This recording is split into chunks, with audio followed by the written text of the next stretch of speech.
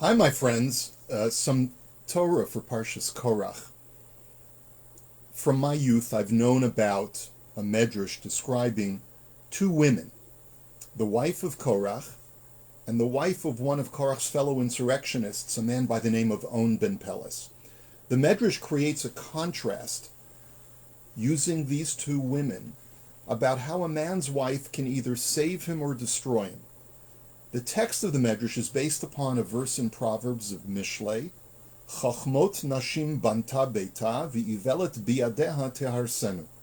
Loosely translated, the verse means, the wise woman builds her home, but the foolish one tears it down with her own hands. So the Medrash tells us as follows. The wise woman in this verse refers to the wife of On ben Pelet. On ben Pelet was originally part of Korach's insurrection, but his wife was able to save him from disaster. And she argued to him as follows. She said, why should you join this band of mutineers if at the end of the day you're still going to be subservient to the leader of the band, in this case Korach? What difference does it make, she said, whether you're second in command to Moshe or second in command to Korach? You're still only going to be a second stringer, so what's really in this for you? On ben Peles saw the wisdom of his wife's argument, but he then counters, but wife, I've already given my word.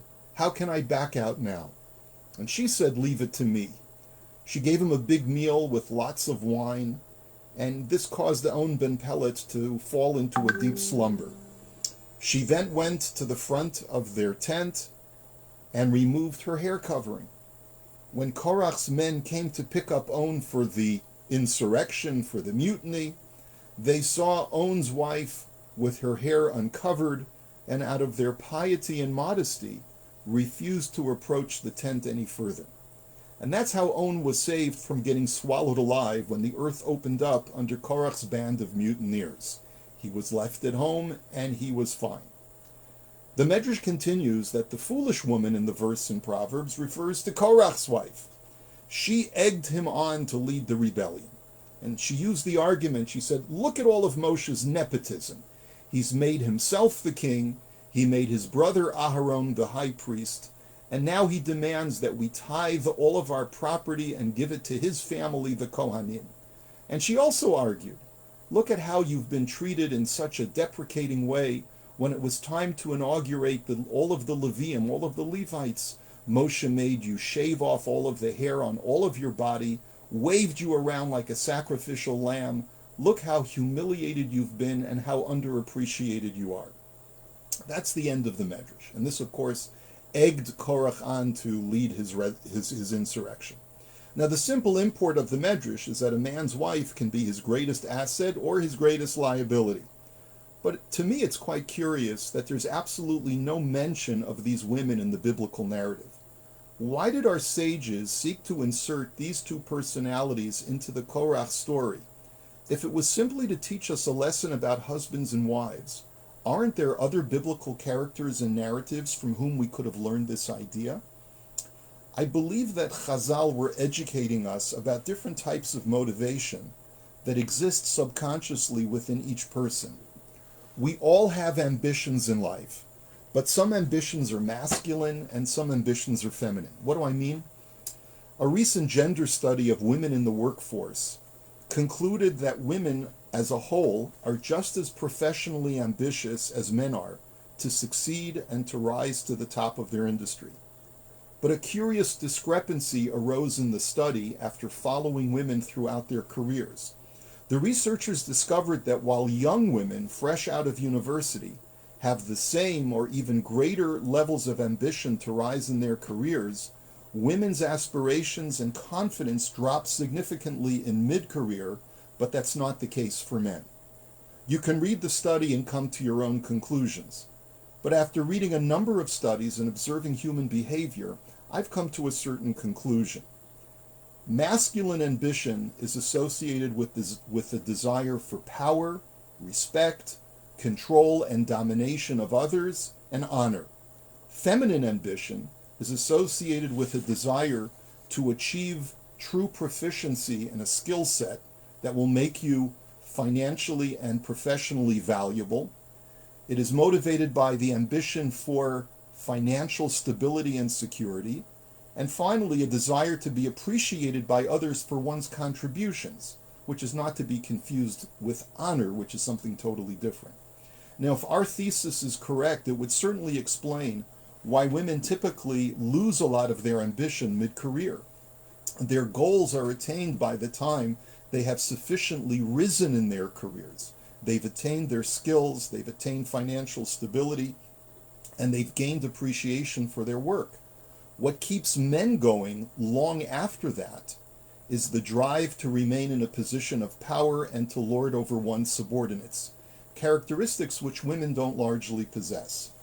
Chazal are personifying this masculine desire for power, control, and honor by having On's wife, who doesn't possess those desires, point this out to On, that his current effort makes no sense even according to his masculine drives for power, because in the end he won't attain those ambitions. You're still going to be second fiddle to Moshe or to Korach.